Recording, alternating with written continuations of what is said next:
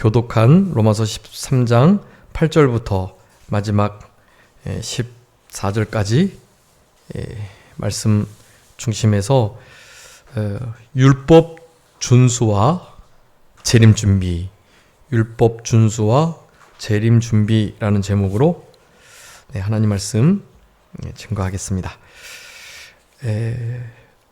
우리 로마서 13장 8절부터 마지막 14절까지 율법이라고 표현된 사랑의 계명, 사랑의 계명을 지켜야 할 것을, 그리고 마지막 예수님의 재림을 잘 준비하는 중요한 방편으로 이미 자다가 깨어야 할 때라는 것과 어둠의 일을 벗고 빛의 예수 그리스도의 옷을 입어야 될 것, 이 두 가지를 말씀해 주고 계십니다.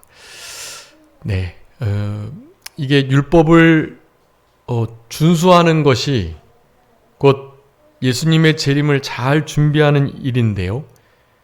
예수님의 재림을 앞둔 우리들은 그 어느 때보다도 율법을 잘 따르는 삶을 살아야 합니다. 왜냐하면 예수님 오실 때의 사랑의 법이 사랑이 식어진다 했기 때문에 율법을 어기는 일이 당연히 많아지기 때문에 그런 거죠. 그러니 우리의 생활 속에 가장 중요한 지표로 하나님의 계명의 말씀을 잘 지켜내는 삶을 살아가느냐 여부를 늘 따지셔야 합니다. 이게 좀 율법주의 같고 법에 매이는 것처럼 느껴지긴 한데요. 그렇지 않아요. 많이 이렇게 비유의 말씀을 들었던 것처럼 우리 목동이요, 어느 낭떠러지, 큰 낭떠러지가 있는 둥그런 그 땅에, 거기가 이제 낭떠러지와 가까우니 바로 낭떠러지니까 이제 잘 안 찾겠죠.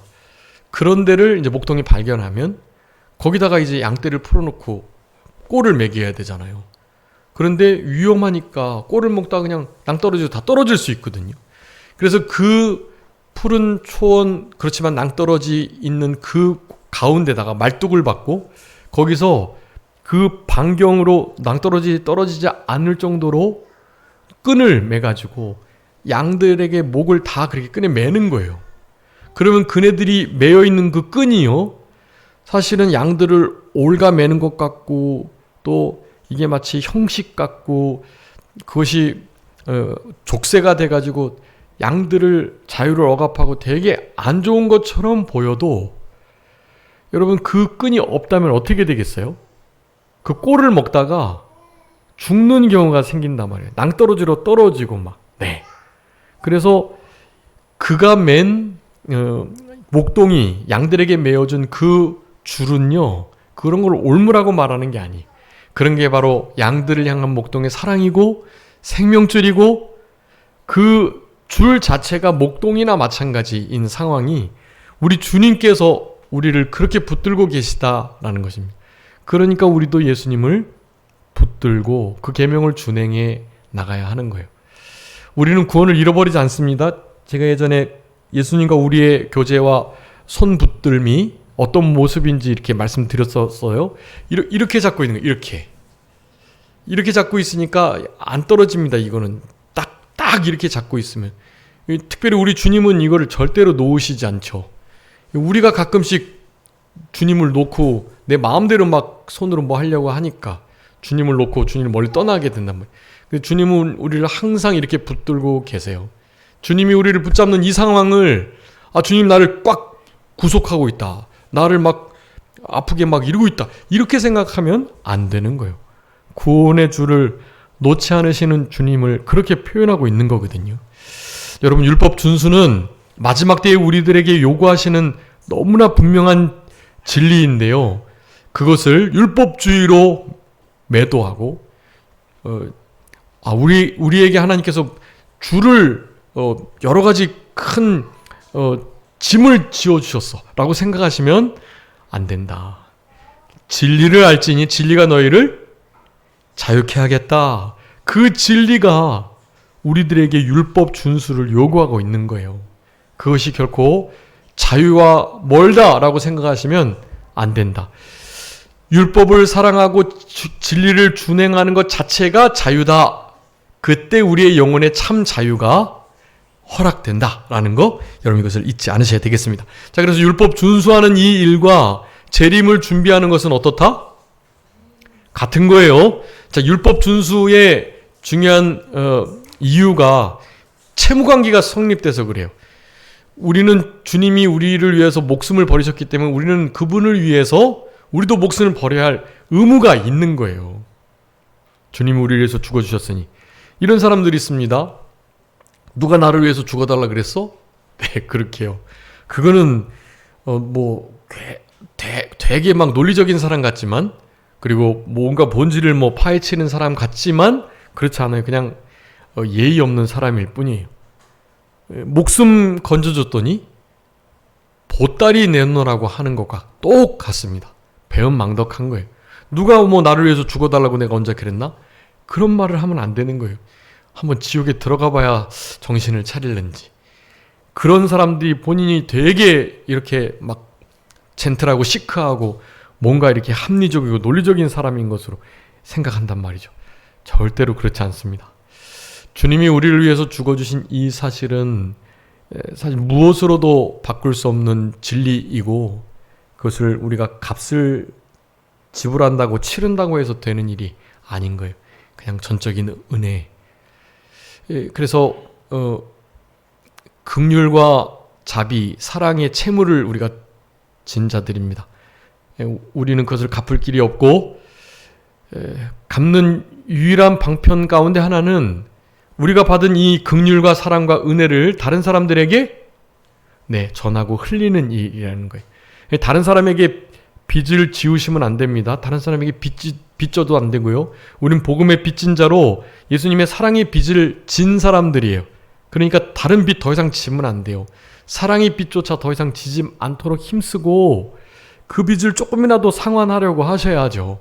갚아나가시려고요. 네. 그런데 갚아나가시는 일 가운데 우리 주님이 보이지 않는데 어떻게 갚아드리겠어요?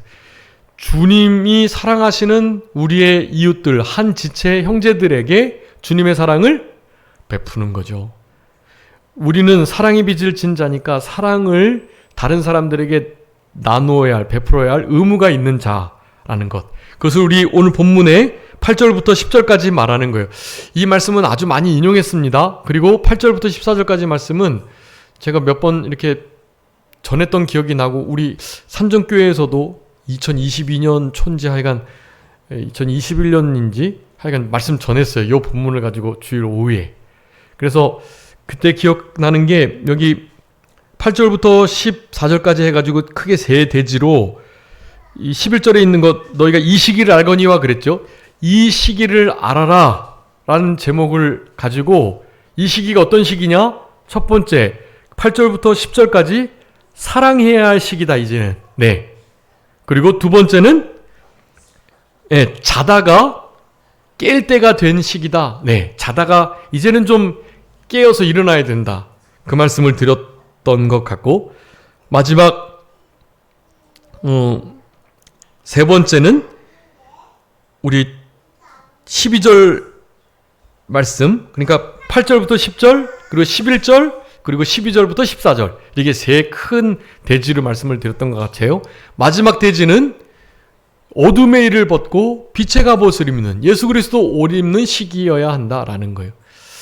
여러분, 이때까지 우리가 로마서 11장까지 하면서 이렇게 이신칭의 일을 받은 자로서 성화를 이루어가는, 우리 예수님을 닮아가는 자들이 이 땅에서 하나님과의 관계를 비롯해서 형제 지체와의 관계, 부모와 자식과의 관계, 부부와의 관계, 또 이웃 친척들과의 관계, 그리고 사회 안에서의 구성원들과의 관계, 그리고 지난 시간에 말씀드렸던 국가와의 관계.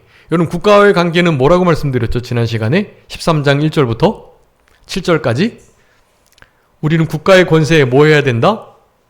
복종해야 된다. 근데 무조건 권력에는 절대적으로 복종하라는 것이 아니었다. 하나님께로 나온 권세들이지만 하나님의 뜻을 거스리는 권세에 대해서는 따를 수가 없다. 그것을 그 5절에서 뭐를 따라 복종하라? 양심을 따라 섬기고 복종할 것이다 라고 말씀을 드렸어요.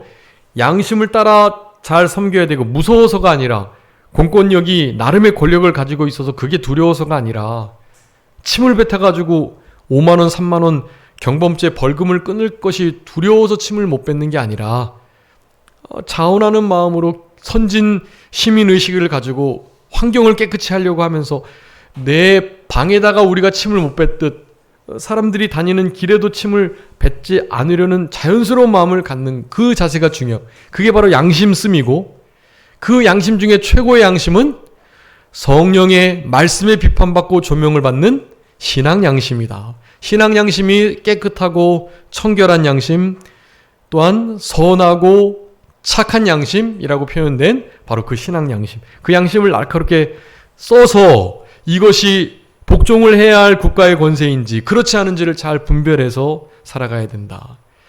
교회가 순기능과 역기능이 있는데요. 역기능을 해야 할 때 교회가 순기능을 하거나 순기능을 해야 할 때 역기능을 하면 안 된다라는 것을 알아야 돼요. 교회가 한국이라는 나라가 서울이라는 이 지방자치단체가 퀴어 축제를 하고 동성애를 옹호하면서 동성애를 반대하는 자들을 함부로 하고 자유를 억압하는 일을 한다면 우리는 그런 법에 당연히 따르면 안 되는 거고 거기에 아닌 것은 아니다고 소리를 내야 하는 거예요. 교회가 그런 부분에는 사회에 대하여 역기능을 가져야 돼요. 이건 아니다. 동성애 그 합법하면 안 된다. 동성애 어쩔 수 없이 하는 자들에게는 당연히 국가적으로 치료도 해주고 여러분 동성애로 인하여 에이즈로 말미암아서 나가는 세금이 어마어마합니다. 조 단위를 넘어요. 그게. 더 문제는 여러분 장신대 우리나라의 통합측 목회자들을 배출하는 게 장신대요.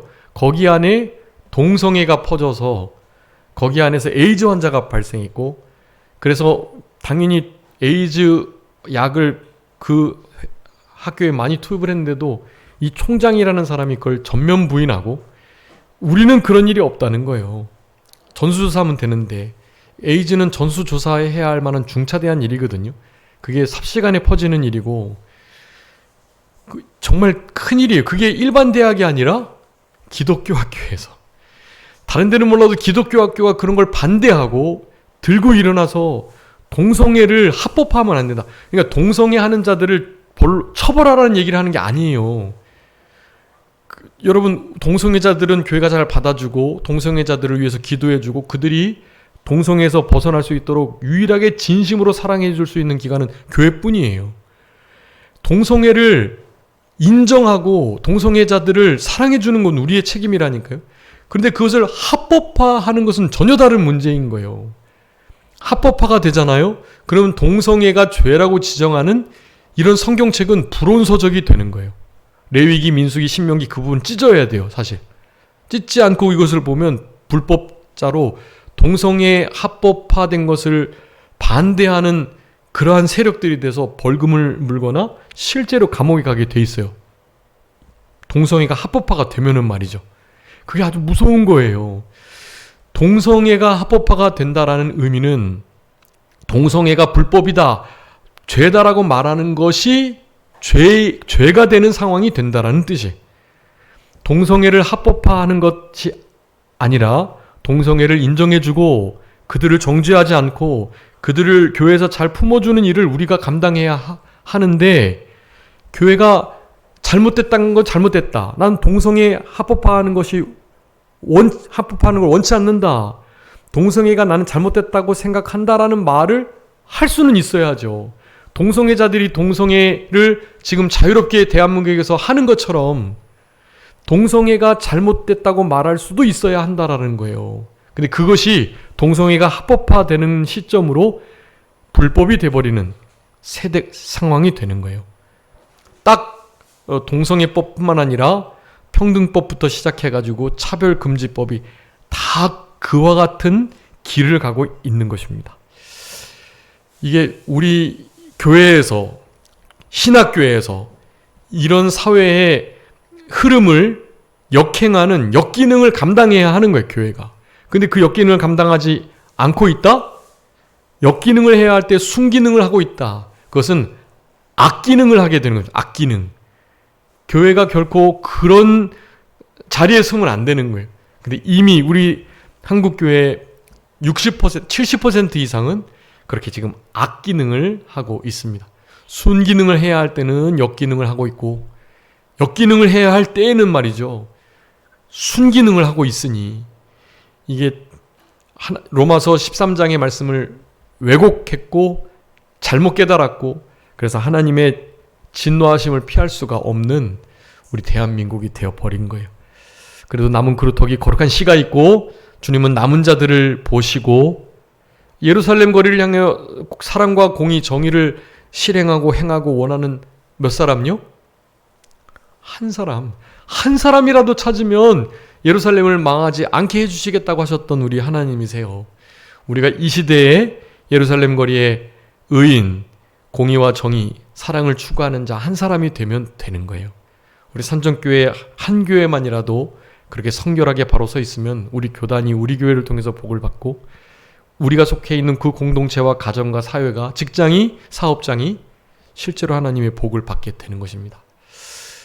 지다롱 목사님 모시고, 지다롱 목사님이 40년 넘게 직장 예배를 드리는 곳에 지난주 월요일 모시고 갔었는데요. 그러니까 40년이 넘었다는 의미는 지다롱 목사님이 목회를 하시기 전, 지다롱 목사님이 조그만 이렇게 사업장을 하나 사장으로 하셨는데, 그때 함께 지다롱 목사님하고 좌판을 벌려서 이렇게 저쪽 청계천 이런 데서 매매를 했던 그 분이세요.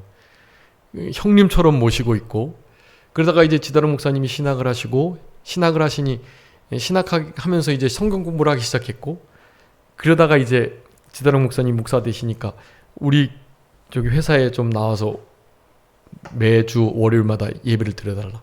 그때부터 관계가 계속돼가지고 지금까지 이어지고 있어요. 그 사업장이 그 인터넷에도 있더라고요. 그 1회 경진 1회 사업인가?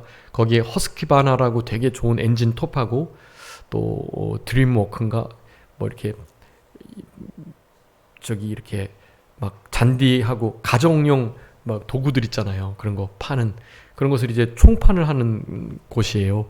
저쪽 천안 쪽인가? 거기 하여간 되게 큰 물류창고를 아주 체계적으로 잘 해놔서, 뭐 코로나 때도 어려움을 겪지 않고 적자가 나본 적이 없는, 왜냐하면 우리 목사님을 모시고 늘 예배를 드리면서 그렇게 지냈던, 거기는 코로나 때 모이지 말라고 하는 곳인데도 다 그냥 마스크 쓰고 30-40명 모여서 늘 예배를 한 번도 빠짐없이 드렸대요.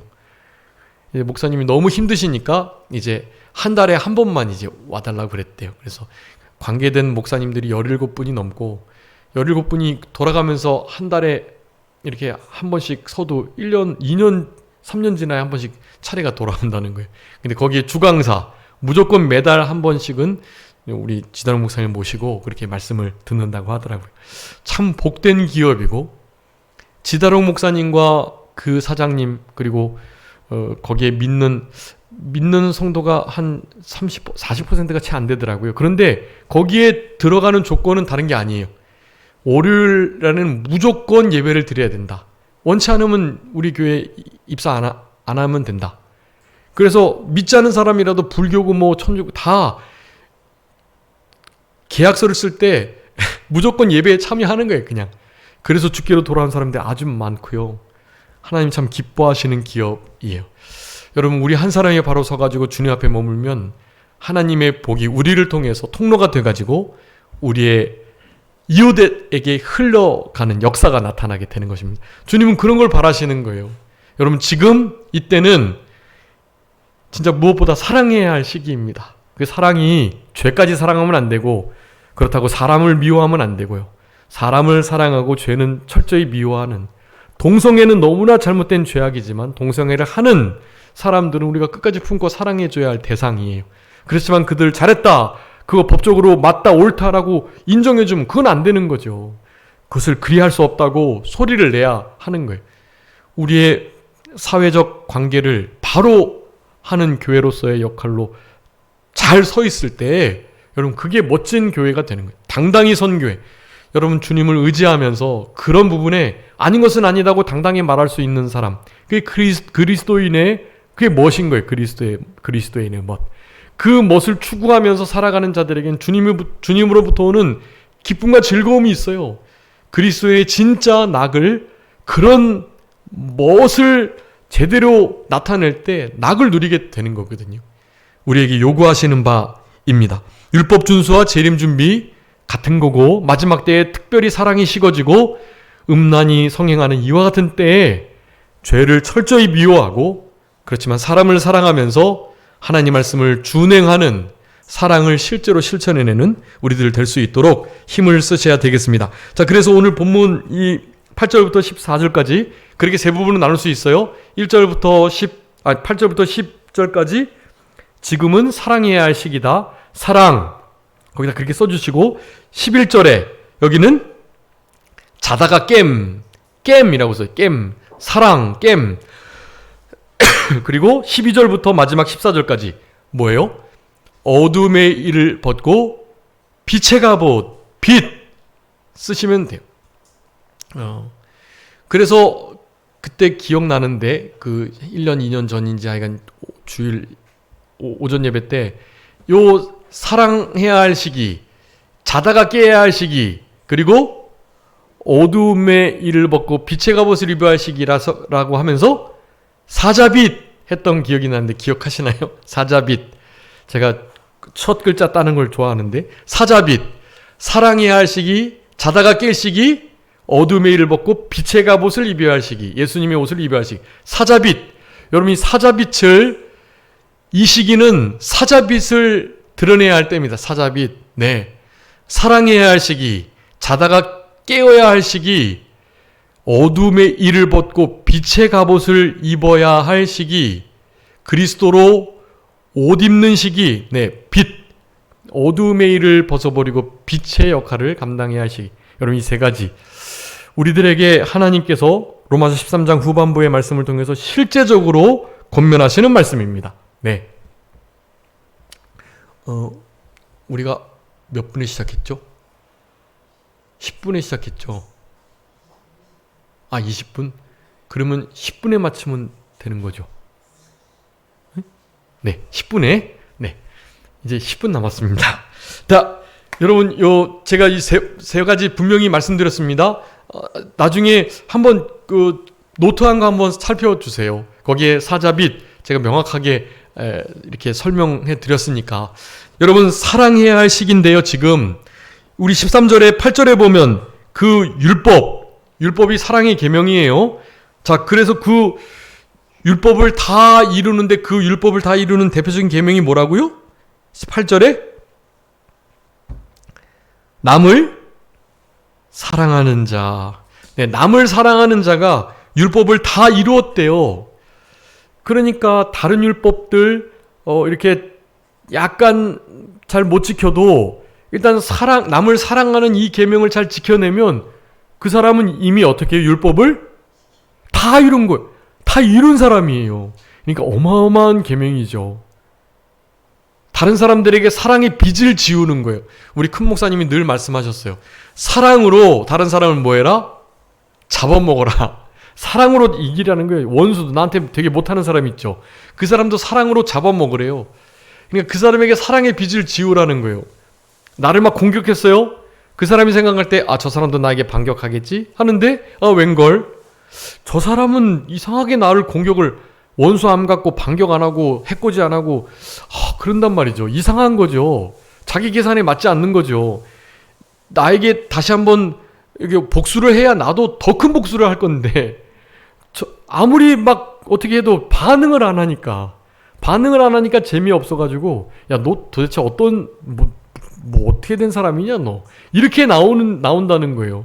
실제로 반응을 해가지고 좀 서로 티격태격하고 서로 상처 주고 상처 받고 그래야 뭐 좀 자기가 막 화도 막 더 내고 막 그럴 판인데 이게 뭐 재미가 있어야죠. 반응이 없어가지고. 네. 여러분 그런 사람들에게 그리 대할 때 사랑의 빚을 지우는 겁니다. 그게. 그래서 나중에는 압니다. 그 사람이 진짜 나를 위했고 내 영혼을 위했구나. 나를 사랑했구나 라는 것을 알게 돼요. 그러면 그런 분들은 주님께로 돌아오기가 너무 쉽습니다. 주님의 사랑에 녹아진 거니까요. 여러분 주님의 사랑을 드러내실 수 있도록 힘써 주시면 좋을 것 같아요. 남을 사랑하는 자, 다른 사람에게 사랑의 빚을 지운 자, 율법을 어떻게 했다? 다 이루었다. 여러분 이거 대단한 겁니다. 율법을 다 이루는 거 주님밖에 없으셨어요. 그런데 사랑의 계명을 준행하는 순간 우리도 율법을 다 이루는 자가 되는 거예요. 두 번째, 9절에 보니까 간음, 살인, 도적질, 탐내지 말 것, 그 외 다른 계명, 내 이웃을 내 자신과 같이 사랑하라 하신 한 말씀 가운데 어떻게 해요? 다 들었대요. 다 들어있어요. 자, 이것저것을 포함해서 담는데 그 담는 하나의 그릇이 뭐예요? 사랑인 거예요. 사랑이라는 것 안에는요 사실 다 있어요. 그렇기 때문에 사랑만 실천하면 되는 거예요. 모든 계명이 사랑이라는 그 계명 안에 다 들어있다. 이것은 어마어마하게 포괄적인 개념인데, 왜냐하면 하나님이 사랑이시니까요. 사랑이신 하나님이 그걸 다 품고 알고 계시니 우리는 그 하나님을 사랑하고 그 하나님이 사랑하시는 그 하나님 우리에게 명령하신 그것을 행하면 되는 거예요.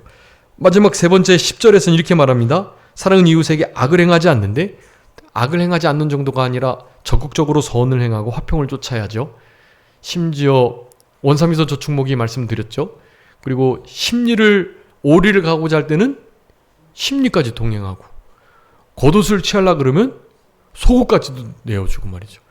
왼뼘을 때리면 오른뼘도 내어주고요. 그거 완전 바보 같은 일이죠, 사실 세상적으로 볼 때. 근데 그렇게 하는 것, 여러분 그 모든 것들이 악을 행하지 아니하는 것에서 더 나아가 실천적으로 선을, 사랑을 행하는 일이다라고 하겠습니다. 그렇게 하니까 사랑은 율법에 뭐라고요? 완성이다 라고 말해요. 네. 8절에 율법을 다 이루었다. 율법 다 이룸 거기다 줄치시고, 또 사랑이라는 그 말씀 가운데 다 들었다 에다가 또 동그라미 치시고, 또 사랑은 율법의 완성이다 에다가 밀집 꽂고. 여러분 실제로 사랑을 실천해야 할 시기가 되었습니다. 이 시기 말하면서 로마서 12장에서도 그랬고, 사랑이 식어진 시대다 그랬어요. 그러니까 주님이 사랑을 요구하시는 것입니다. 두 번째는 11절에 보니까 자다가 깰 때가 됐다 그랬죠. 이미 자다가 깰 때가 되었대요. 여러분 이제는 이미 깨야 할 때, 이미. 네, 이거 참 어려운 일인데요. 우리가 여러 가지 모양으로 지쳐 있고 쓰러져 있고 병들어 있고 또 졸고 자고, 사실 그런 시대거든요. 그럴 때 깨어 있도록 힘을 써야 합니다. 여러분 어떻게 깨어 있을 수 있다 그랬죠? 어떻게 깨어 있어야 되겠죠? 수면제를 먹나요? 뭐 하면 깨어 있을 수 있죠? 네, 기도하면서 깨어 있을 수 있습니다. 기도하면서. 물론 그보다 더 선행적고는 깨어 있어야 기도하겠죠. 네, 그게 선순환 같이 가는 거예요. 깨어서 기도하고 기도해야만 깨어 있을 수 있고, 이것을 주님 오실 때까지 계속 반복하셔야 합니다. 반복하는 것이 힘든데요. 숙달이 되니까 매너리즘에 빠지기 쉽고요. 그런데 낯설게 보기, 낯설게 기도하기, 낯설게 성경 보기, 또 예배도 이렇게 예전에 한 말씀드렸죠. 자리도 늘 앉았던 자리보다는 낯선 자리에 앉아보시는 거예요. 그러면 하나님의 말씀을 듣는 것도, 또 예배를 집중하는 일도 사뭇 다르게 느껴지거든요. 낯설게 대하는 거예요, 뭐든지. 부부관계도 그렇습니다. 낯설게 서로를 대하는 거죠. 그럴 때 처음 그런 사랑의 감정들이 다시 회복이 되기도 하고 그럴 수 있는 거거든요. 그래서 우리 주님과의 관계를 그리 대하는 것 참 중요하다고 하겠고요. 지금은 벌써 주님 구원이 처음 믿을 때보다 진짜 가까워진 때니까 여러분 모든 자리에서 일어나서 빛을 발할 수 있는 그런 우리들이 되었으면 좋겠습니다. 마지막으로 11절부터 14절 뭐 해야 된다고요? 빛의 갑옷을 입어야 돼요. 12절입니다. 밤이 깊고 낮이 가까웠기 때문에 어둠의 일을 벗고 빛의 갑옷을 입어야 돼요. 단정히 행하는 거, 방탕, 술 취함, 음란, 호색, 다투거나 시기하지 말아라. 네, 이런 것들 우리 개인과의 관계, 사람과의 관계 속에서 그리 되는 건데요. 이런 것들을 어두움, 원래 우리는 이런 존재들이었는데 우리는 이제 빛이 되었고 빛의 자녀가 되었어요. 그러니까 예수 그리스도로 날마다 옷 입는 거, 예수 그리스도 옷 입는 거는 예수 그리스도의 할례, 예수 그리스도의 세례, 바로 예수 그리스도로 옷 입는 것이라고 할 수가 있겠습니다. 예수 그리스도로 옷 입는 할례, 세례의 삶을 살아가는 것. 마지막으로 14절에 오직 주 예수 그리스도로 옷 입어라. 네, 빛의 갑옷이 그리스도의 옷이에요. 왜냐하면 예수님이 빛이시니까요. 그리고 예수님이 진리이시니까 진리의 옷을 입는 거죠. 또한 성령은 진리의 영이시니까 성령의 열매를 맺혀가며, 또 당연히 진리이신 하나님이시니까 하나님의 전신갑주를 입는 것, 그것이 다 예수 그리스도로 옷 입고 그리스도로 옷 입고 빛의 갑옷을 입는 것이다 라고 할 수가 있겠습니다. 우리 2021년, 22년 그 주보에 요거 말씀을 잘 요약해 두었으니까 그 말씀 여러분 묵상하시면서 이 시대는, 이 시기는 무슨 시기다? 이 시기는 어떤 시기? 사자빛. 사는요? 사랑해야 할 시기. 또요, 자는요? 자다가 깨야 할 시기. 빛은요? 네, 어둠의 일을 벗고 빛의 갑옷, 예수 그리스도로 옷 입는 시기. 여러분, 이 세 가지 시기를 기억하면서 우리의 삶 속에 국가 권력의 양심을 통해서 충분히 복종하면서 특별히 이런 우리에게 명령하신 사자빛의 이 중요한 계명을 온전히 준행해 나가시는 그런 우리들의 남은 생애가 다 되셨으면 좋겠습니다. 자, 기도하겠습니다. 살아계신 우리 아버지 하나님 감사합니다.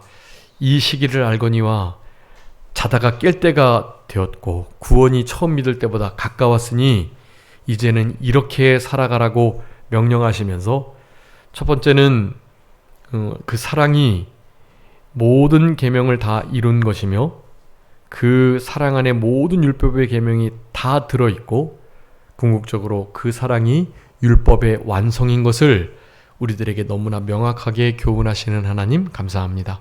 우리가 그저 1만 달란트 빚진 자, 100데나리온 빚진 자의 그 예화를 통해서 그저 1만 달란트나 빚진 60억 분의 1이 차이가 나는 1만 원 빌렸을 때 60억 원을 빌린 자가 바로 우리들이라는 사실을 기억하고 1만 원 우리에게 빌려간 그 1만 원을 우리는 그저 탕감해 줘야 할 자들임을 기억하면서 사랑의 빚을 조금씩 갚아나갈 수 있도록, 다른 사람들에게 사랑의 빚을 지울 수 있는 우리 모두가 되게 해주시기를 간절히 바라옵고, 그 사랑의 계명을 준행하는 것, 그것이 예수님의 재림 준비라는 사실 언제나 기억하면서 모든 율법의 결국이 사랑임을 항상 잊지 않으면서 사랑으로 모든 계명을 준행해 나갈 수 있는 우리 모두가 되게 하여 주시옵소서. 자다가 깰 때가 벌써 되었사오니 좀 우리가 병들어 쓰러져 죽어있는 것 같은 자리에서, 또 졸며 잠자던 자리에서, 게으르고 나태한 자리에서 이제 털고 일어나서 빛을 발하며 깨어서 기도함으로 깨어있고 깨어 기도함으로 감사함으로 주님 앞에 머물러 있는 우리 모두가 되게 하여 주심으로 이 세대를 분별하고 우리 주님이 다시 오실 날을 잘 맞이할 수 있는 슬기로운 다섯 처녀와 같은 삶을 살아낼 수 있도록 은혜 베풀어 주시옵소서. 무엇보다도 예수 그리스도로 옷 입고 빛의 갑옷을 입는 우리들 되게 하여 주시기를 간절히 바라옵고, 어두움의 모든 일들을 날마다 벗어버리고 십자가에 못 박고 그저 주님 향기와 그리스도의 편지 역할을 감당할 수 있는 우리들이 될 수 있도록 빛된 사명 감당하며 남은 때를 살아갈 수 있는 우리 모두가 되게 해주시기를 간절히 바라옵고, 우리 산정교회에 속한 모든 성도님들의 삶을 주님 붙들어 주시며